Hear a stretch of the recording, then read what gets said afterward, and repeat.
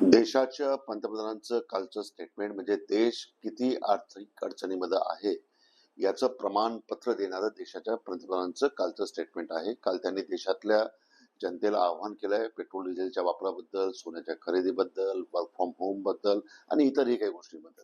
मला या निमित्तानं फक्त इतकंच सांगावं वाटतं की 5 ट्रिलियन इकॉनॉमीच्या गप्पा करणारे आमचे पंतप्रधान किती फेल्युअर आहे. विश्वगुरु म्हणून स्वतःला संबोधणारे आपले देशाचे पंतप्रधान किती फेल्युअर आहे याचं प्रचिती देणारं कालचं स्टेटमेंट आहे. माझी आता इतकीच अपेक्षा राहील की जेव्हा आपण स्टेटमेंट करताय त्यावेळेला सुरुवात आपल्यापासून करा.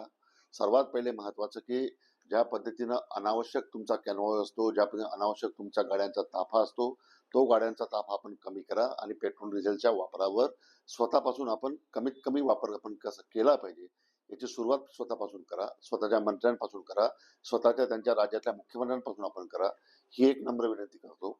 दुसरं आपण बोलले की सोनं खरेदी करू नका. सोनं खरेदी करू नका जेव्हा आपण बोलतो तेव्हा या देशामध्ये अंधभक्तांची संख्या मोठ्या पद्धतीने या देशामध्ये अंधभक्त आहेत. आता हे अंधभक्त 1 वर्ष जर सोनं खरेदी करणार नाही तर देशातल्या सोनारांचं काय होणार, हा सुद्धा या प्रश्नाचं उत्तर सुद्धा देशाच्या पंतप्रधानांकडून आम्हाला अपेक्षित आहे. वर्क फ्रॉम होम आपण करा म्हणून आपण सांगताय, परंतु वर्क फ्रॉम होम करत असताना ज्या कर्मचाऱ्यांवर छोटे बिझनेसेस अवलंबून आहे, ट्रान्सपोर्टचा बिझनेस ज्या कर्मचाऱ्यांवर अवलंबून आहे, छोटे मोठे हॉटेलचे व्यवसाय ज्या कर्मचाऱ्यांवर अवलंबून आहे, या छोट्या व्यावसायिकांनी सुद्धा पुढे काय करायचं याचं उत्तर सुद्धा देशाच्या पंतप्रधानांनी दिलं पाहिजे असं मला या ठिकाणी वाटतं.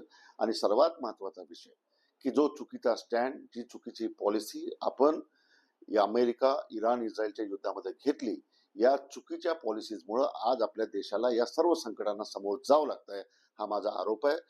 स्वतःला विश्वगुरु म्हणून संबोधणारे देशाचे पंतप्रधान 100% फेल्युअर झालेले आहे, हे त्यांच्या कालच्या स्टेटमेंटवरनं देशाला पुन्हा कळलेलं आहे.